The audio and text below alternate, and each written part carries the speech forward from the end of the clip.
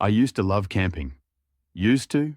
It's funny how one weekend can change everything you thought you knew about the world, about what's possible and what isn't. Even now, months later, I catch myself avoiding the trees at the edge of my backyard after sunset. It started as a simple escape from the city. Four of us, Mike, Sarah, Dave and me, planned a weekend trip to Blackwood Lake, a remote spot we'd found on an obscure hiking forum. The drive took 3 hours, the last 40 minutes on a dirt road that got progressively narrower until the trees pressed in on both sides like walls. The GPS lost signal about 10 miles from our destination, but we had written directions. Old school. The lake revealed itself through a break in the pines around mid-afternoon. The water sat still as glass, reflecting the cloudy October sky like a mirror. No boats, no other cars, no signs of civilization. Perfect, we thought at the time.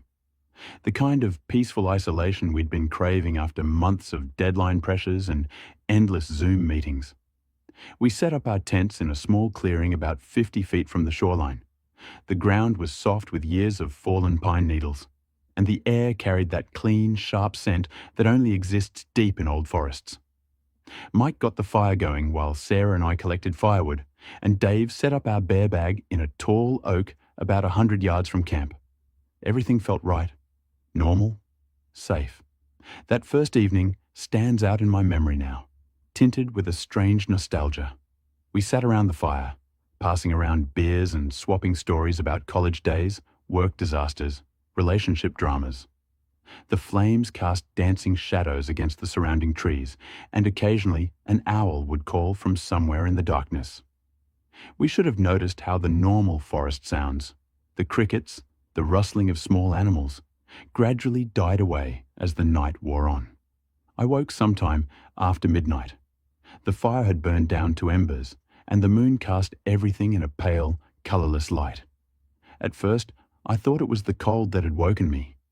The temperature had dropped significantly. Then I heard it. A whisper, so faint I might have imagined it, except that it formed my name with perfect clarity. The human mind is remarkable in its ability to rationalize the impossible. Wind in the trees, I told myself. The remnants of a dream. But wind doesn't pause between syllables. Wind doesn't have the subtle cadence of human speech. I lay there in my sleeping bag, every muscle tense, listening. The whisper came again, closer this time, as if someone, something, was standing just outside the thin fabric of my tent. My name, drawn out like a sigh. Then Mike's name, Sarah's, Dave's. Each one spoken with an intimate familiarity that made my skin crawl. The rational part of my brain screamed at me to call out to the others, to unzip my tent and prove to myself that this was all just an overactive imagination. But a deeper, more primitive part kept me frozen, barely breathing, as the whispers circled our campsite. Morning came with merciful normality. Nobody mentioned hearing anything unusual, and I convinced myself I'd experienced some sort of half-awake hallucination.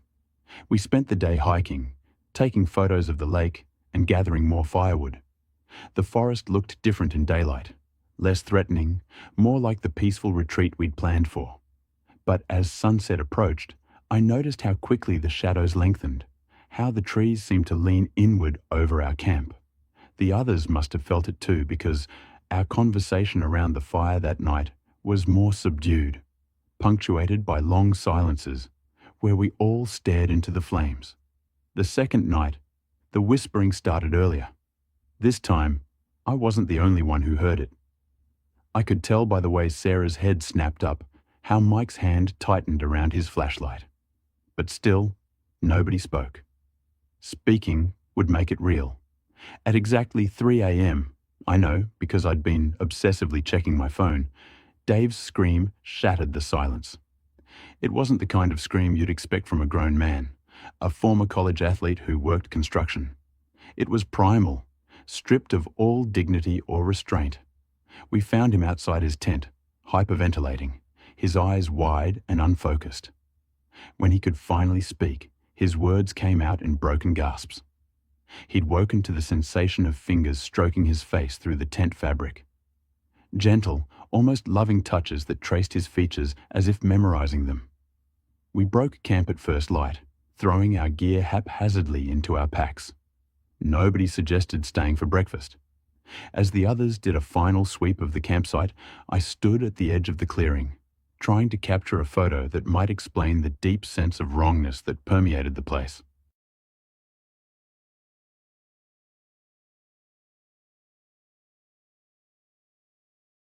That's when I saw them. In the early morning light, they were barely visible, a series of footprints circling each tent.